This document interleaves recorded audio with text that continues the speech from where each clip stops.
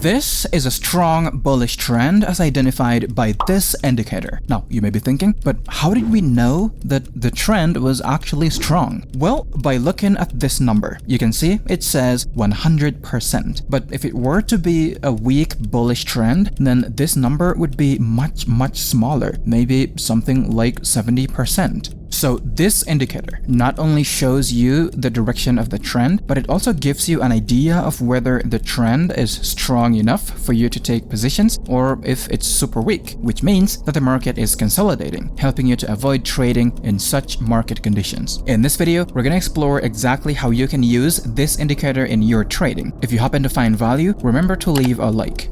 Let's get into it. Now, to add this indicator to your chart, you want to go to TradingView and then open any trading security that you like in any time frame. For me, I'm going to be using the 5-minute time frame of GBP/JPY. Next, you want to click on Indicators and type in Levels Strength Index, and it's going to be this one by Big Beluga.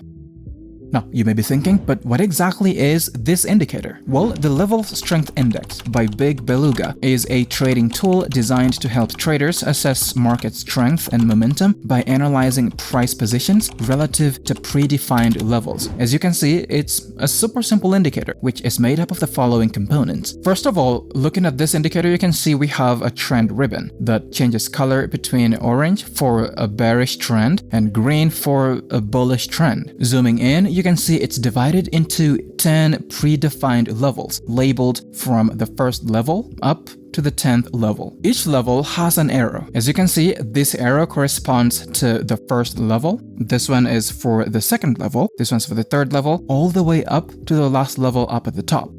If the price is above a specific level, the arrow is going to be colored green and angled upwards, like this. But if the price is below that level, the arrow is going to be colored orange and angled downwards. Now, you'll also notice that the trend ribbon changes color immediately when the price crosses above or below specific levels. For example, here the price is above the first 5 levels, but it's also below the last 5 levels. As you can see, the first 5 levels on the ribbon are green, while the levels where the price is under are orange. When using this indicator to trade for a strong bullish trend, you want the price to be above as many of these levels as possible. Conversely, for a bearish trend, you'd want the price to be below as many of the levels as possible.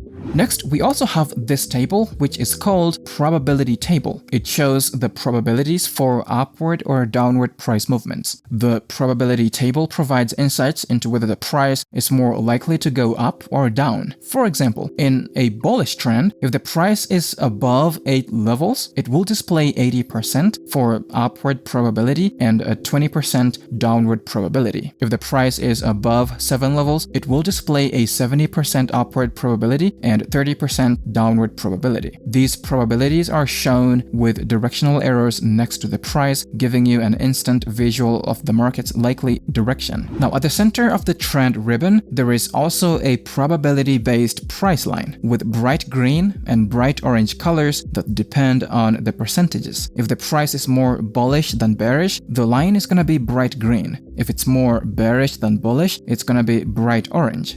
The price line works in conjunction with the trend ribbon to give you a quick glance of the market's direction. Now, when combined with the probability table, you'll not only see the direction of the trend, but also the strength of the trend. And that is exactly how we're going to be using this indicator to trade. But before we do that, let's take a look at the settings of this indicator so we can see how customizable it can be. First of all, you can see we have the length, which determines the number of historical candles used to calculate the predefined levels. By increasing or decreasing the length, you adjust the time frame over which these levels are generated. This affects how the indicator identifies and compares price positions relative to the levels. A shorter length, for example 10, is going to capture recent price activity and makes the levels more sensitive to short-term price fluctuations, which is suitable if you're using this indicator for short-term strategies like scalping. A longer length, for example 55, focuses on broader price trends and creates levels that are less sensitive to price movements, which is helpful for day trading or swing trading to identify long-term market strength. We also have the levels transparency, which controls how visible these predefined levels are on your chart. You can adjust it to make the levels more or less transparent, depending on your preference. Next, the price color setting determines how the price line is displayed based on its position relative to the levels. Looking at the options, you can see we have the trend mode. I'm gonna reduce the levels transparency option to 3 to lower the brightness of the ribbon. Now, under the Style tab, we have several visual options that you can toggle on or off. After you've made your changes, click OK. Now, using this indicator to trade can be broken down into 3 methods: trend identification, trend strength, and ranging or consolidating markets. For trend identification, it's going to be super straightforward. Traditionally, if the price is headed upward, you'd consider it a bullish trend. Now, if you want extra influence, you could draw a trend line to see if the price bounces off or breaks below the trend line. But with this indicator, you can activate it, and whenever the trend ribbon is green, that signals a bullish trend. Conversely, an orange trend ribbon would indicate that the trend of the market is bearish. Combining this indicator with the price structure or a drawn trend line gives you a clearer picture of where the market is headed. Now, the second method involves identifying the trend strength.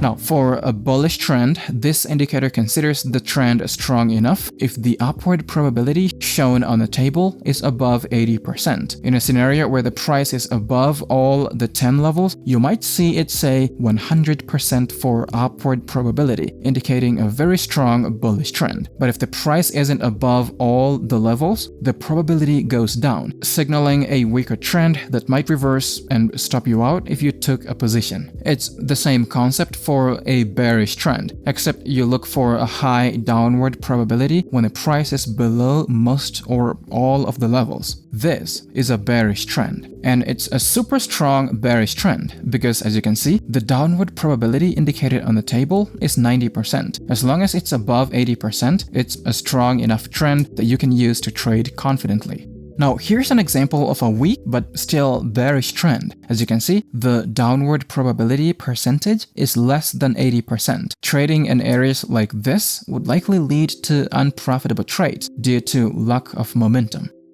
Now, with an indicator like this, the third method you can use to trade is to avoid consolidating or ranging markets. If the strength of the trend is not at least 80%, either for bullish or bearish trend, then there is a high likelihood that the market may be ranging. For instance, when you see probabilities around 50-50, you can almost be certain that the market is ranging. Here you can see an upward probability of 40% and a downward probability of 60%. And looking at the market itself, you can see it was ranging. Now, to avoid ranging markets, you want to ensure that for a bullish trend, the upward probability is at least 80%. And if it's a bearish trend, the downward probability should be at least 80%.